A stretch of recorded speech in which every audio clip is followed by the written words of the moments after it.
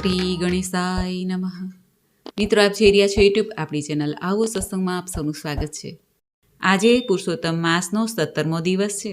આજે આપણે સાંભળશું પુરુષોત્તમ માસ અધ્યાય 17મો, સુદેવનો પુત્ર વિલાપ અને દિવ્ય પ્રસાદની કથા.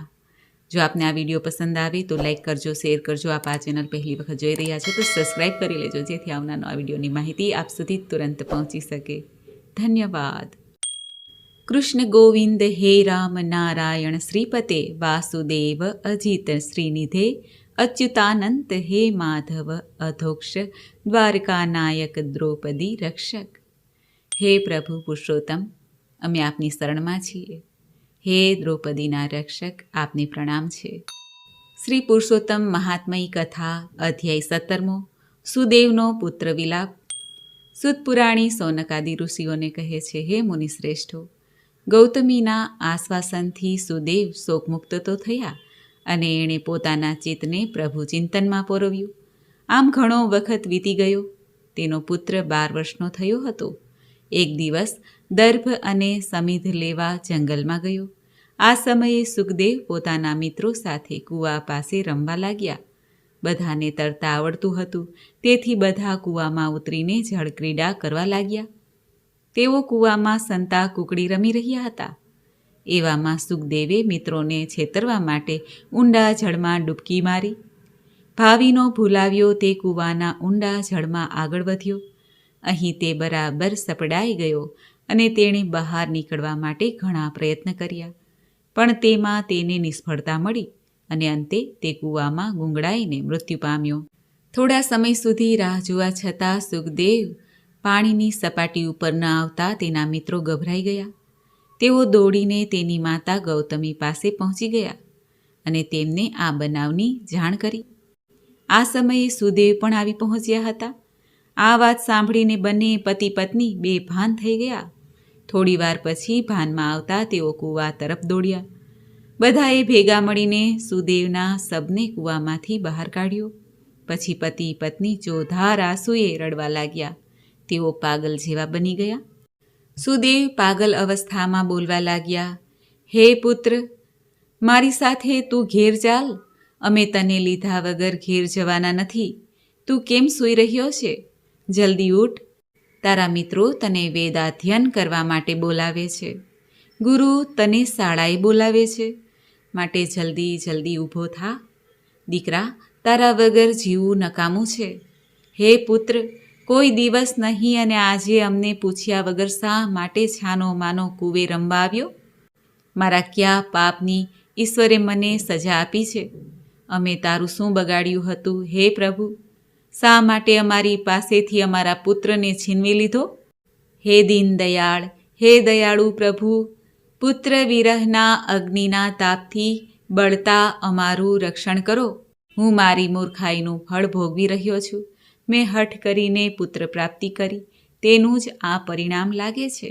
જે વસ્તુ મારા ભાગ્યમાં ન લખાયેલી હોય તે મને ક્યાંથી મળી શકે?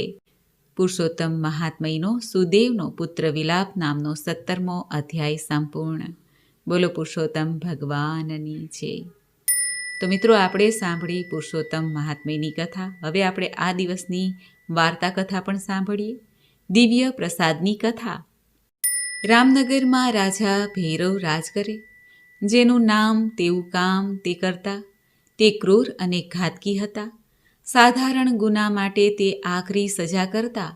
તેના દિલમાં જરા પણ રહેમ નજર નહીં. શિકાર તેનો મુખ્ય શોખ હતો. હિંસક પશુઓ સાથે નિર્દોષ અને નિર્મળ પ્રાણીઓને પણ તે છોડતા નહીં. તેણે પોતાના જીવનમાં કોઈ પુણ્ય કર્મ કર્યું ન હતું. તેની આખી જિંદગી પાપ ભર્યા કાર્યો કરવામાં જ વીતી ગઈ. તેની રાણીનું નામ ફૂલકુંવર હતું. સાચે તે ફૂલ જેવી સુંદર, કોમળ અને નાજુક હતી. તે ધર્મિષ્ઠ અને દયાળુ હતી. તેનો આખો દિવસ વ્રત, જપ, તપમાં જતો. રાજા જેટલું પાપ કરે એટલું જ રાણી પુણ્ય કરે. રાજા વનમાં શિકારે જાય ત્યારે રાણી પંખીને ચણ નાખે, ગાયોને ઘાસ નાખે, દીન દુખિયાઓની મદદ કરે. આમ કરતાં રાજા ભૈરવ પ્રૌઢ થયા. શરીરની શક્તિ ધીમે ધીમે ઘટતી ગઈ. ત્યારે રાજાને પોતે કરેલા પાપના પડછાયા ડરાવવા લાગ્યા.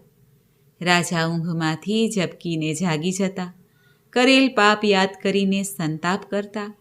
રાજાને ક્યાંય ચેન પડતું નહીં. તેને થવા માંડ્યું કે હજી જે થોડી ઘણી આવરદા બાકી હોય તેમાં કંઈક ભલાઈના કામ કરું તો શાંતિથી મૃત્યુ પામી શકું. ઘણા દિવસના સંતાપ અને વિચારને અંતે તેણે નક્કી કર્યું કે આ રાજપાટ કુંવરને સોંપીને પોતે જંગલમાં જઈને ધર્મ, ધ્યાન અને તપ કરે, જેથી જીવનની કંઈક શાંતિ પ્રાપ્ત કરી શકે. છેવટે તેમણે તે વિચારને અમલી બનાવ્યો. કુંવરને રાજપાટ સોંપી વનમાં જવાનું નક્કી કર્યું. ત્યારે તેમની સાથે રાણીએ પણ આવવા આગ્રહ કર્યો. જ્યાં પતિ ત્યાં હું, તેમાં સતી નારીએ વિચાર્યું. બંને રાજમાંથી કંઈ પણ લીધા વગર ઉઘાડા પગે અને સામાન્ય વસ્ત્રો સાથે ચાલી નીકળ્યા. વનમાં પ્રવેશતા જ એક 4 હાથવાળો મનુષ્ય તેમની સામે આવ્યો. રાજાએ તેના 4 હાથ જોઈને તે કોઈ દેવ હશે તેમ માનીને તેના પગમાં પડ્યા. રાણીએ પણ રાજાનું અનુકરણ કર્યું. રાજા બોલ્યા, હે દેવ, હું મહાપાતકી છું. પાપ કરતાં પાછું વળીને જોયું નથી. પાપના પડછાયા મને જંપીને જીવવા દેતા નથી. માટે તમે મને બચાવો. ત્યારે 4 હાથવાળો મનુષ્ય કહે છે, હે ભાઈ, હું કોઈ દેવ નથી. હું તો બ્રાહ્મણ છું. આગળ જતાં મારા જેવા ઘણાય 4 હાથવાળા મનુષ્ય તમને જોવા મળશે. રાજાને લાગ્યું કે આમાં કંઈક ભેદ લાગે છે. તેથી રાજાએ બ્રાહ્મણને તે જણાવવા આગ્રહ કર્યો. ત્યારે બ્રાહ્મણ દેવ બોલ્યા, હે રાજા, થોડા દિવસ પહેલાંની વાત છે. હું આ રસ્તેથી પસાર થતો હતો ત્યારે સામે દેખાતા તળાવની પાળે મેં એક 4 હાથવાળા ગોવાળને બેઠેલો જોયો. પહેલાં તો હું ડરી ગયો. પછી હિંમત કરીને તેની પાસે ગયો અને એના 4 હાથ વિશે પૃચ્છા કરી. ત્યારે તે ગોવાળે જણાવ્યું કે હે ભૂદેવ, સામે આંબાની જે ઘટા દેખાય છે એની પાછળ કનકનો એક પહાડ છે. હું ત્યાં એકવાર ફરતો ફરતો ગયો. ત્યાં મેં મારા જેવા ગોવાળને જોયો. એને પણ 4 હાથ હતા. હું તેની સામે જિજ્ઞાસાથી તાકી રહ્યો. ત્યારે તે મારી પાસે આવીને મારા હાથ પકડીને મને કનકના પહાડ ઉપર લઈ ગયો. ત્યાં ભગવાન પુરુષોત્તમનું મંદિર હતું. આ મંદિરનો પ્રસાદ જે જમે તેને 4 હાથ પ્રાપ્ત થાય. મેં પ્રસાદ લીધો એટલે હું 4 હાથવાળો થઈ ગયો. આ રીતે તે ગોવાળે મને તે મંદિરમાં લઈને પ્રસાદ જમાડ્યો. ત્યારથી મારે પણ 4 હાથ થવા પામ્યા છે. આ સાંભળીને રાજા આજીજી કરવા લાગ્યા. ભૂદેવને કહેવા લાગ્યા કે હે બ્રાહ્મણ દેવ, મને પણ તે કનકના પહાડ ઉપર લઈ જાઓ. કદાચ ત્યાં મારા પાપનો ભાર હળવો થાય. ત્યારે બ્રાહ્મણ રાજા રાણીને લઈને આંબાની ઘટા આગળ આવ્યા. પરંતુ રાજાને ત્યાં ક્યાંય કનકનો પહાડ દેખાયો નહીં. કનકનો પહાડ ન દેખાતા રાજા નિરાશ થયા. ત્યારે બ્રાહ્મણ બોલ્યા, હે રાજન, એ કનકના પહાડના દર્શન પુણ્યશાળી આત્માને થાય છે. જીવનમાં એકાદ પુણ્ય કાર્ય કર્યું હોય તો જરૂર એ પહાડ દેખાત. આ સાંભળીને રાજા નિરાશ વદને બોલ્યા, હે ભૂદેવ, તમારી વાત સાચી છે. મેં આખી જિંદગી નર્યા પાપ જ કર્યા છે. એ પાપ આ પુણ્યના અવસરે મારા આડા આવ્યા. આ પાપના બળે એવો કોઈ રસ્તો તમારા ધ્યાનમાં હોય તો બતાવો. તમે કહેશો તેમ હું કરવા તૈયાર છું. રાજાને પશ્ચાતાપ કરતો જોઈને બ્રાહ્મણ દેવ બોલ્યા, હે રાજન, તમારા સદભાગ્યે અત્યારે પુરુષોત્તમ માસ ચાલે છે. હજુ પુરુષોત્તમ માસ પૂર્ણ થવામાં થોડા દિવસો બાકી છે. અહીં 5 જણ બેસીને ઉપવાસ કરીને પુરુષોત્તમ ભગવાનના ગુણગાન ગાઈએ તો ચોક્કસ કનકનો પહાડ દેખાશે. રાજાને ગમે તેમ કરીને કનકના પહાડના દર્શન કરવા જ હતા. તેથી તે ઝડપથી બોલ્યા, હું હમણાં જ મારા નગરમાંથી 5 જણને લઈ આવું.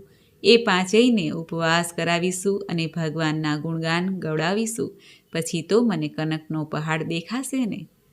ત્યારે બ્રાહ્મણ હસીને બોલ્યા, હે રાજન, આમ પુણ્ય ન થાય. જો કનકના પહાડના દર્શન કરવા હોય તો જાતે ઉપવાસ કરવો પડે. તમે ઉપવાસ કરો એનું જ ફળ તમને મળે. સહન કર્યા વગર કે કષ્ટ ભોગવ્યા વગર ભગવાનના દર્શન ન થાય. ત્યારે રાજા કહે છે, હે ભૂદેવ, તમે તો 5 જણની વાત કરો છો, બીજા 4 હું ક્યાંથી લાવું?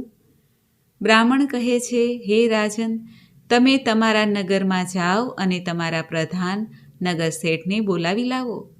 ત્રીજા તમે, ચોથા રાણી અને 5મો હું, આમ 5 જણ બેસીને ઉપવાસ કરીશું. પુરુષોત્તમ ભગવાનના ગુણગાન ગાઈશું. તો તેના પુણ્ય બળે આપણે બધાને કનકના પહાડના દર્શન થશે અને પુરુષોત્તમ ભગવાનના મંદિરમાં જઈને દિવ્ય પ્રસાદનો લાભ મળશે. રાજા તો રાણીને ત્યાં બેસાડીને તરત નગરમાં ગયા અને નગર શેઠ તેમજ પ્રધાનને લઈને પાછા ફર્યા. 5 જણા સ્નાન કરીને ઉપવાસમાં બેઠા. 5માંથી કોઈ પણ કંઈ પણ ફળ ફૂલ લેતા નથી, ફક્ત પાણી ઉપર જ રહે છે.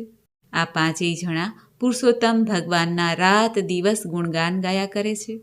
આમ કરતાં કરતાં દિવસ વીતવા લાગ્યા અને એક દિવસ કનકનો પહાડ દેખાવા લાગ્યો. દર્શન થયા. રાજાની આંખમાંથી હર્ષના આંસુ વહેવા લાગ્યા. 5ને આનંદનો પાર નથી. આ જેટલા પણ ઉપવાસ કર્યા તેને કારણે લથડતા પગે પહાડ ઉપર ચઢ્યા અને શિખર ઉપર સ્વયં પુરુષોત્તમ ભગવાન ઊભા છે. 5 ભગવાનના ચરણોમાં ઢળી પડ્યા. ભગવાને 5ને પ્રસાદ આપ્યો. પ્રસાદ ખાતા જ બધા ચતુર્ભુજ થઈ ગયા. બધા એકી અવાજે બોલી ઉઠ્યા, હે પુરુષોત્તમ ભગવાન, અમને ચતુર્ભુજ થવું નથી, અમને બધાને તમારા વૈકુંઠમાં સ્થાન આપો. ત્યારે ભગવાને કહ્યું, તથાસ્તુ. અને અચાનક વૈકુંઠનું વિમાન આવ્યું અને 5ને લઈને તે વિમાન વૈકુંઠમાં પહોંચી ગયું. હે પુરુષોત્તમ ભગવાન, તમે જેવા આ રાજા રાણીને ફળ્યા, તેવા જ આપનું વ્રત કરનાર, કથા કહેનાર, કથા સાંભળનાર સૌને ફળજો. બોલો પુરુષોત્તમ ભગવાનની જય. તો મિત્રો, આપણે સાંભળ્યું પુરુષોત્તમ માસના મહાત્મયની કથા તથા આજની કથા વાર્તા. મને આશા છે કે આપને આ વિડીયો જરૂર પસંદ આવ્યો હશે. હવે આપણે સાંભળીએ આજના દિવસનું સંકીર્તન. પરમ બ્રહ્મ પરમેશ્વર પુરુષોત્તમ પરમાનંદ, નંદ નંદન જસોદાનંદ, શ્રી ગોવિંદ શ્રી ગોવિંદ. પરમ બ્રહ્મ પરમેશ્વર પુરુષોત્તમ પરમાનંદ, દીનાનાથ દુઃખ ભંજન, વત્સલ જગતવંદન. જગજીવન જગતનાથ, સ્તૌ છું મુખ જોડી હાથ. શ્રી ગોવિંદ શ્રી ગોવિંદ શ્રી ગોવિંદ શ્રી ગોવિંદ. મધુસૂદન મદન મોહન, મુરલીધર સદા સોહન. શ્રી ગોવિંદ શ્રી ગોવિંદ શ્રી ગોવિંદ શ્રી ગોવિંદ. રામકૃષ્ણ ગોવિંદ, જય જય ગોવિંદ. હરે રામ ગોવિંદ, જય જય ગોવિંદ. હરે કૃષ્ણ ગોવિંદ, જય જય ગોવિંદ. ગોવિંદ ગોવિંદ જય જય ગોવિંદ, ગોવિંદ ગોવિંદ જય જય ગોવિંદ. બોલો પ્યારા પુરુષોત્તમની જય. મિત્રો, મને સાંભળવા માટે ધન્યવાદ. આપ સૌને મારા જય શ્રી કૃષ્ણ.